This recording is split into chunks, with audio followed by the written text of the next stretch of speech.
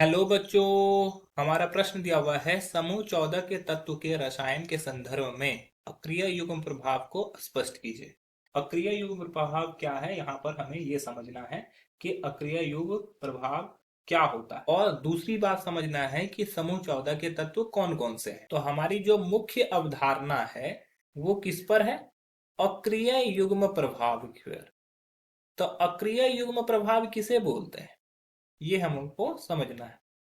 तो जब s electron जो होते हैं, जब s इलेक्ट्रॉन मतलब कि s कक्षक में जो इलेक्ट्रॉन उपस्थित होते हैं, जब s इलेक्ट्रॉन बंध निर्माण में भाग लेने प्रवृत्ति खो देता है या कम कर देता है या कम कर देता है, अक्रिय युग्म प्रभाव कहलाता है। अक्रिय युग्म प्रभाव कहलाता है। और समूह 14 क्या है?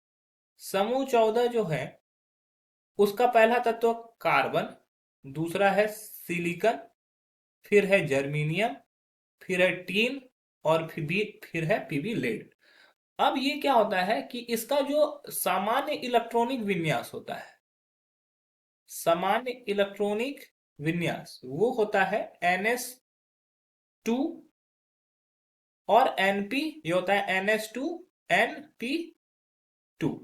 अब क्या होता है, शुरुआत में क्या होता है कि ये s इलेक्ट्रॉन भाग लेते हैं, ठीक है। इसी वजह से क्या होता है कि ऊपर की जो ऑक्सीकरण अवस्था होती है वो +4 दिखती है, लेकिन नीचे के तत्वों में क्या होता है कि ऑक्सीकरण अवस्था 2 हो जाती है। रीजन क्या है कि ये s इलेक्ट्रॉन जो होता है वो भाग नहीं लेता है।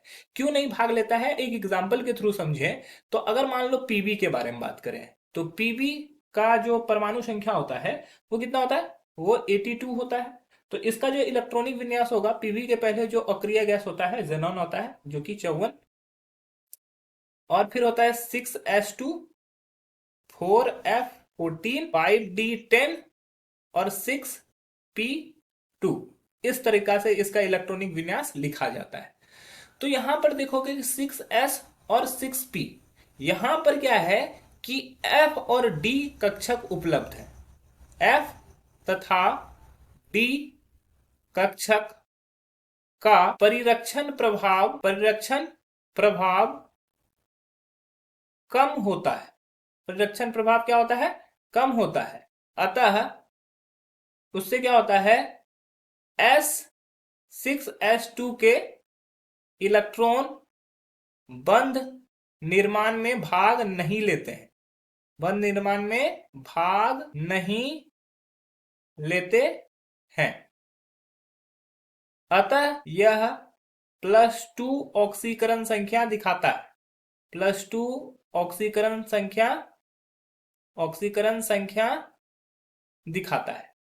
तो रीजन क्या है कि ये अक्रिय युग्म प्रभाव दिखाएगा, ये अक्रिय युग्म प्रभाव दिखाएगा। अक्रिय युग्म प्रभाव कराने का क्या कारण है कि यहाँ पे डी और एफ कक्षक मौजूद है जिसका परिरक्षण प्रभाव कम होता है, जिसकी वजह से ये इलेक्ट्रॉन को डोनेट नहीं करता है और बंध निर्माण में भाग नहीं लेता है, ये सिर्फ भाग ले सकते हैं। तो इसी स्थिति को हम लोग बोलते हैं अक्रिय युग्म प्रभाव। और ग्रुप 14 में क्या होता है, ऊपर से नीचे जाने पर अक्रिय युग्म प्रभाव क्या होता है, बढ़ जाता है।